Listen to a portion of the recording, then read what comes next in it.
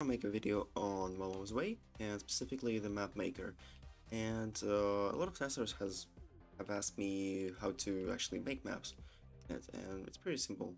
Click the create new map, and you're sent to this map maker. Now you can hold the right click button on your mouse, and that will move your camera. WASD while in this mode will move your camera as well.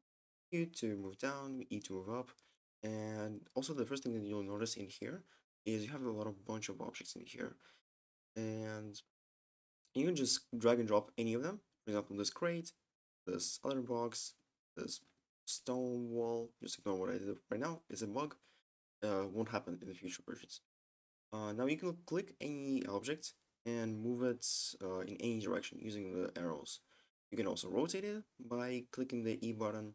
You can scale it by clicking the E button, just dragging that thing out. And for example, see how it clearly clips for the ground. You can switch back to the move mode by clicking the W and move it up. Now, after this, you can click the V button, that will snap it to the ground. Awesome. Now, you can also rotate any object by clicking the R button. That will bring up this menu, and you just spin any object in any direction you want, position it however you want. And same thing applies, just W thing. Now, another thing I want to talk about is you obviously have all these shapes, but sometimes you want to create your own shape. And for this, the Shapes tab will come in handy. You can drag and drop any of them.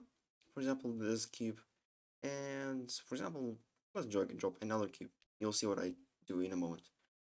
Want to do. Make a clip for another object and click subtract.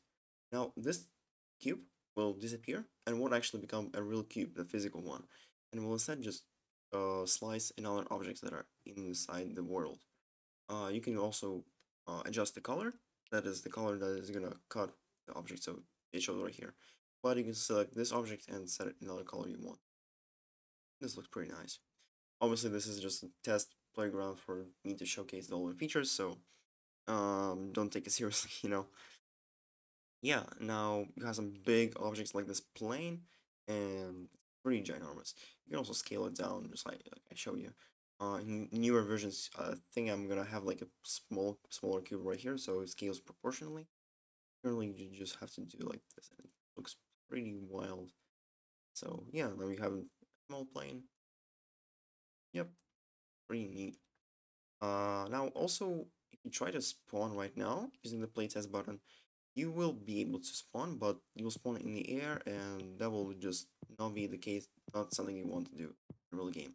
So click here, drag and drop a spawn point, and now if you hit the playtest button, you will spawn right on top of the spawn point. Say you want to spawn somewhere here as well. Just create multiple of them, and that should do the trick. You have the weapon one that is gonna randomly spawn the weapons. In newer versions, I believe I'll also have the tooltip, or like I have in here, like color, but I'll have the spawn rates and the drop rates of these weapons.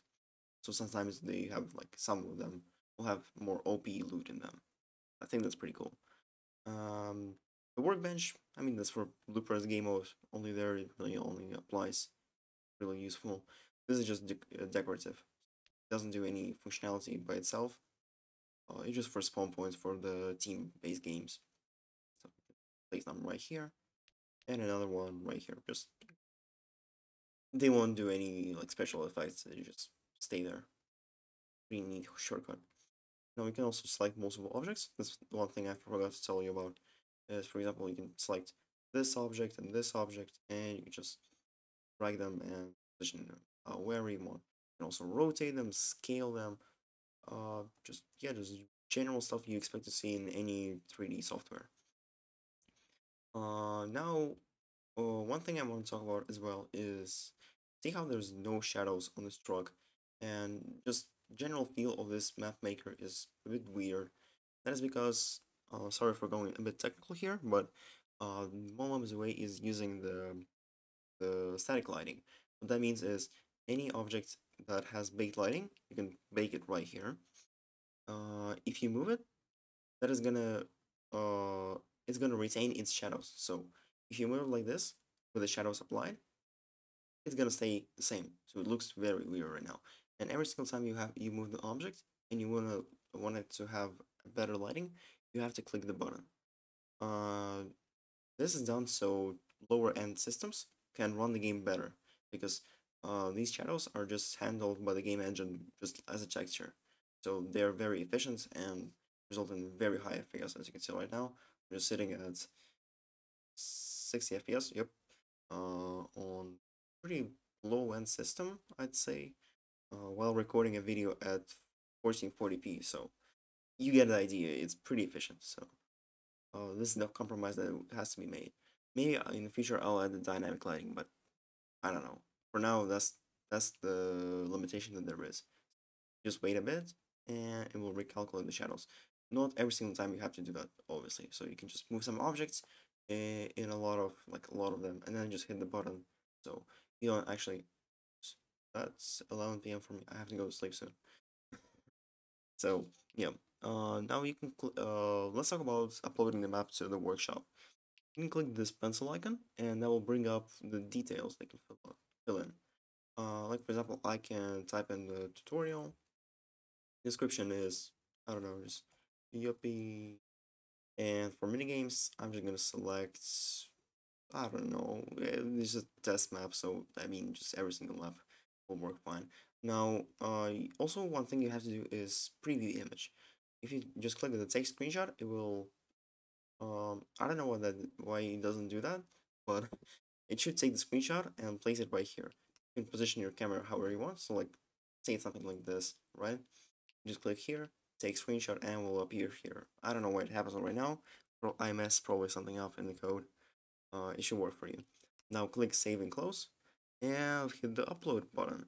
Make sure to recalculate the shadows first because once you push the map, you won't be able to make any changes to it for 5 minutes.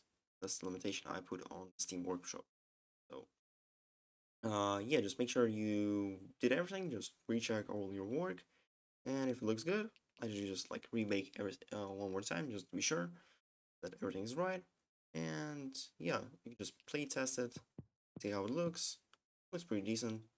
Um, yeah, looks like a terrible map. So yeah, now we can just hit the publish button. Upload map. Are you sure we'd like to upload this map? Yep. Upload. And now it will upload the map. It will take a couple of seconds.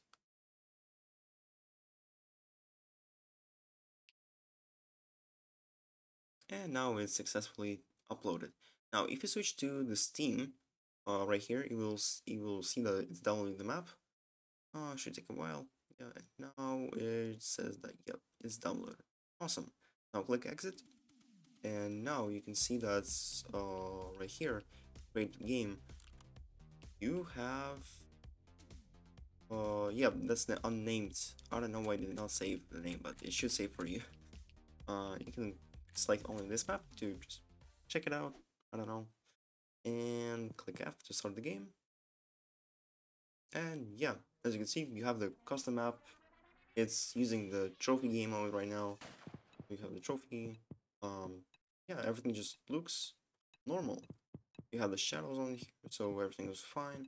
A bit pixelated, so I'll add some options to increase the quality. But yeah, just pretty cool. So yeah, just go ahead and build some apps. I'll make sure to review them and maybe add some of them to the game. I want to. Yeah, smash subscribe and like the video for more content.